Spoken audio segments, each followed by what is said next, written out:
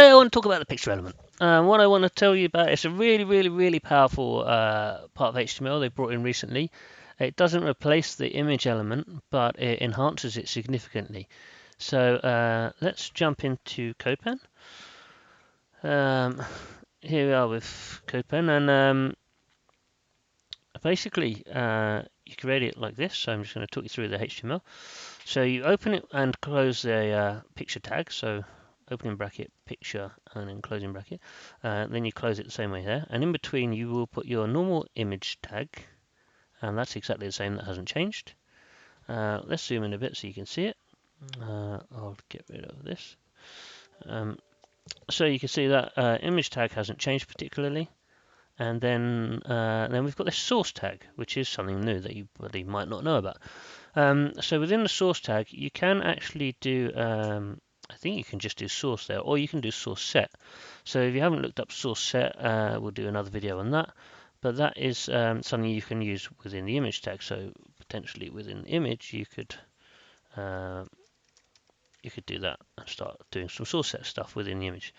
But for the purpose of this video, we're not talking about that. We'll talk about the source. So we've used source set, and in this particular instance, the thing that's so cool about it is that I've used the image link. I know it might not look like an image link, but it is from Lure and Flickr, and I've done this 1 times, and I've done a comma, and then I've done it again with a 2 times, and then a comma and a 3 times. And what that's saying is pick the image based on the resolution of the device that's using it. So if you're on one of the new iPhones or something, or maybe Androids, with the super high res 3 times resolution, then it will tell you to use this image, which was probably 3 times the size of the other image, right? But you don't want to load an image that's 3 times the size on a 2x, so you'd load the 2 times resolution one there. On a 1x, you'd load the normal resolution. So obviously, the benefit there is that you're not loading a massive image, which is taking a lot of loading time. And the great thing about the picture element is it goes and looks beforehand, before it loads the site, it goes and says, which is the most appropriate image for me to download here? And then it starts downloading only that image. So it won't download an image and then decide, no, we've got a better quality image, we'll download that as well. So you're downloading 2 images. It'll just download the best one first time. So that happens before the page loads, so before JavaScript, before anything. So you might think, oh, we could use JavaScript for that, or media queries or whatever. This happens before the page loads, and it's slightly more powerful than a media query because you can do a few different things with it. So as well as the source, we've got the image tag, and that is basically saying if this is an old browser, for example, it will not understand what picture element is because it didn't arrive until after it was built. Then it wouldn't crash, it would just load the normal image element and ignore the rest of it. So that's why it's so cool, because even if it doesn't work and it's not supported, it has that fallback in place that it will just load a normal image. So there's some other stuff you can do. So this one showed you 1x, 2x, 3x for the resolution. Now the next one we'll look at is using the width. So this one has got this additional attribute, and it's just got the media, and it's saying at a minimum width of 800 pixels we'll use this image, and this one's saying at a minimum width of 1200 pixels we'll use that image. And again we have this fallback for did not mean to do that, fallback for this normal image tag. So if neither of the conditions are true, or if it can't load them for some reason, or doesn't support the picture element, it will just load this normal image. So again, quite cool. You might compare that to a media query. It's not exactly the same as a media query, but it is kind of similar. I don't believe it reloads on expanding and shrinking the page.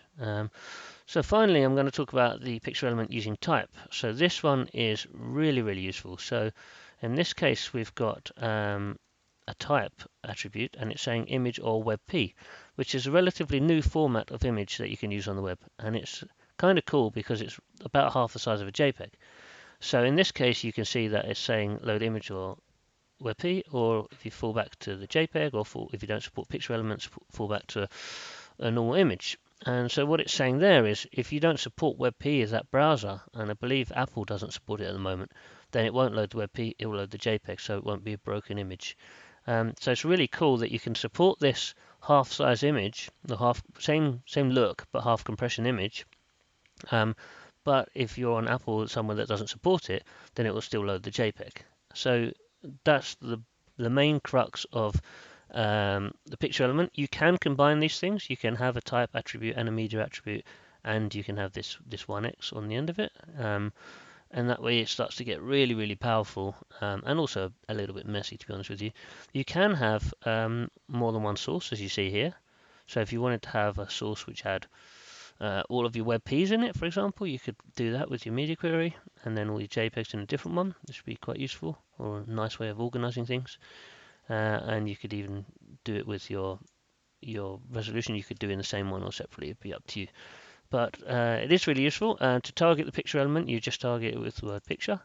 So often I do this now, where I have image and picture, and I have my max width. You might not have all of these three with the height, and that a lot of the time you might just have height auto and forget about object fit potentially. But that's how to use it. So to look at it, it's kind of not very different at all. If I change the view to the full page view, now we'll see. Oh, it's got to load. So we'll see something is loaded there, and if we shrink it, I think this one's using widths, right? So if we shrink it, let's see if we have a different image. If we load it, oh no, it's minimum width. So, ooh, got to work out the minimum width. Maybe try that.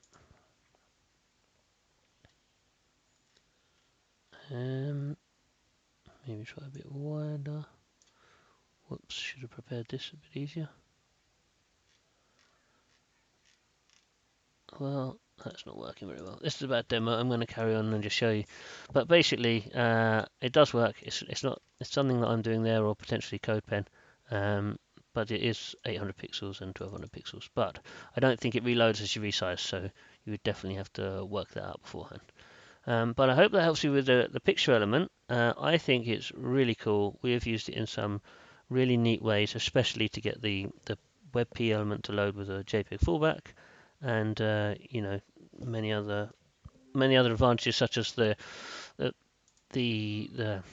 resolution, and that just saves you a load of loading time. It works it out before the page loads, so you don't have to use JavaScript or anything like that. Even media queries you can forget about now and do this. And of course there are advantages to using pictures over background images, because you can mark up and give them an alt tag and stuff like that. So I think it's a bit more semantic, it's a bit better for accessibility, so I prefer it in a lot of cases. Hope that helps you. Don't forget to subscribe to our channel, don't forget to follow us on social, and don't forget to tell us what else you want to hear about. Thanks for listening.